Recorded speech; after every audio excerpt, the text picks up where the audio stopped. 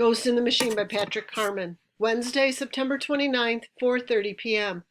I'm back in my room alone. I began writing things down in here, so it seems like the most logical place to end up. In some ways, I'm more afraid than I was when this whole thing started. The danger had always felt as if it crept off the page of a scary story I'd made up in my head. Sure, it was spooky out on the dredge, but there was a feeling somewhere at the back of my mind that it was still a ghost story. Things are different now. Henry's out there, somewhere.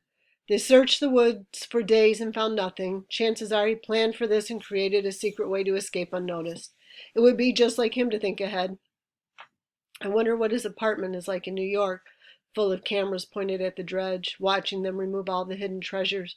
I don't know, and neither does Henry, because he's vanished into thin air. No one has been able to find him. We've taken his gold and left him injured. He hates us, and the worst part, Henry thinks I'm the cause of all his problems. From here on out, the danger is real. I'm going to change subjects because I'm hoping it will make me feel better.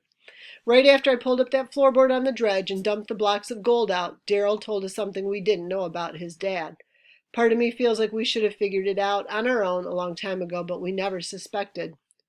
"You don't know who I am, do you?" he asked us. It was Sarah who started chipping away at the options. "You're not a part of the Crossbones. You didn't haunt this place. You've never been here before this summer. Who are you?" "I've always suspected foul play," says Daryl. "Always, but I never imagined." "Who are you?" Sarah repeated. "I was a foster kid in the city until I was 12. That's when the Bonners adopted me. About a year after that, I started going by my middle name, Daryl. I guess I was looking for a break with the past, a fresh start." "What's your first name?" asked Sarah. She could make a really good investigative reporter, always first with the questions. "Joseph," said Daryl. "I'm old Joe Bush's son." I remember feeling lightheaded for some reason, like the ghost of Joe Bush had inhabited his son, and we were about to be appropriately scared out of our wits. But the moment passed, and I realized something as Daryl went on. The guy had lost his dad to the dredge. He'd obviously lost his mom young, too, and he'd been through the toughest kind of childhood.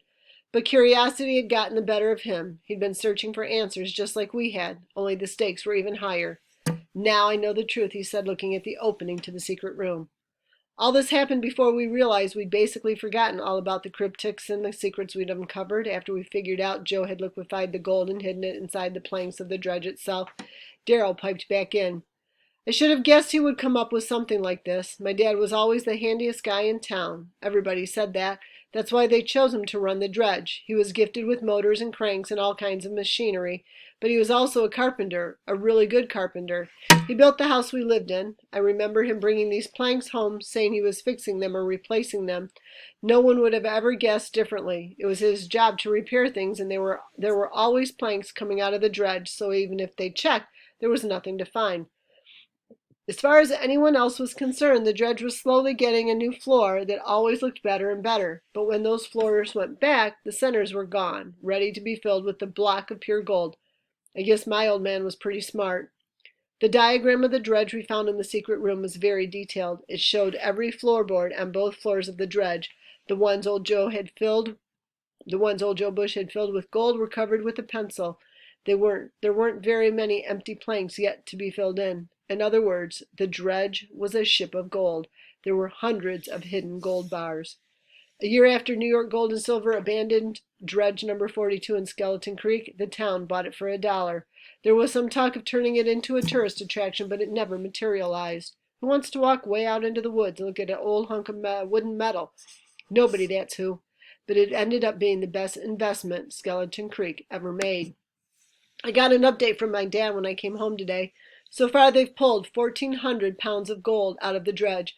Every floorboard they pull up has another 10 or 20 pounds of pure gold hidden down the middle. The price of gold is high these days, pushing $1,000 an ounce. My dad carries a calculator in his pocket, adding up the numbers over and over. At $1,000 an ounce, we're at $16,000 per pound of gold. Do you realize how much money what they found is worth? Over 22 million bucks. It'll reach 30 million before they're done tearing it apart, I said.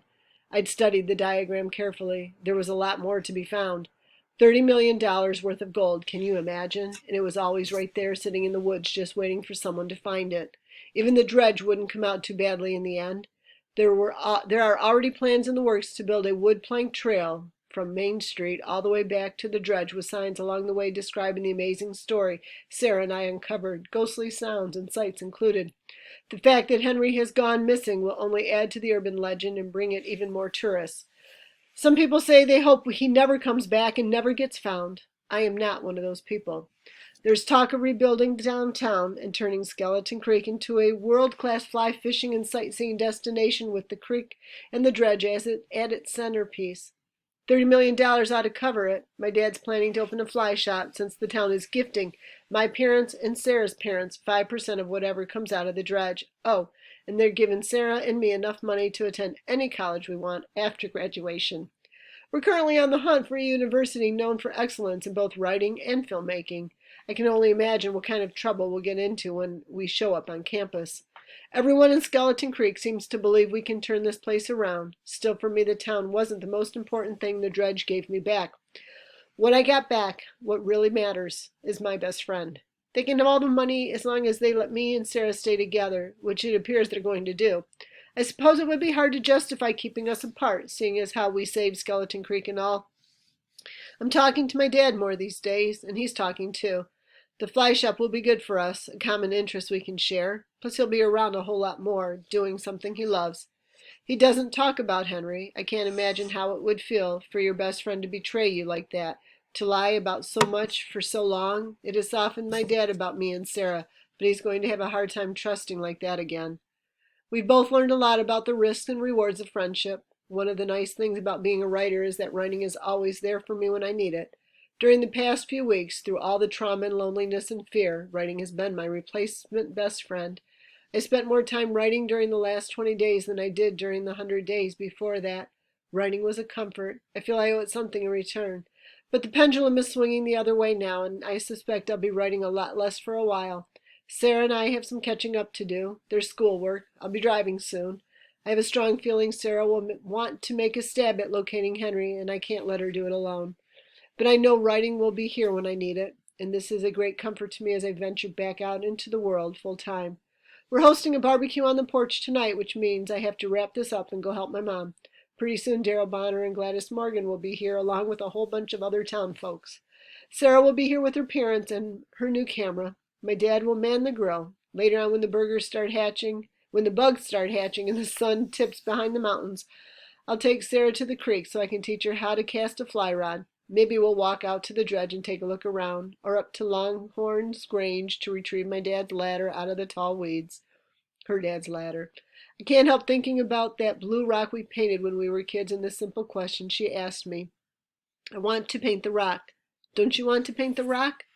Without Sarah, I'm no different than the legend of old Joe Bush. I'm like a ghost alone in my room, making up stories and keeping to myself.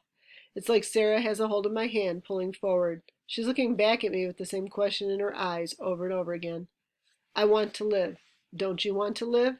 I do, Sarah. I do.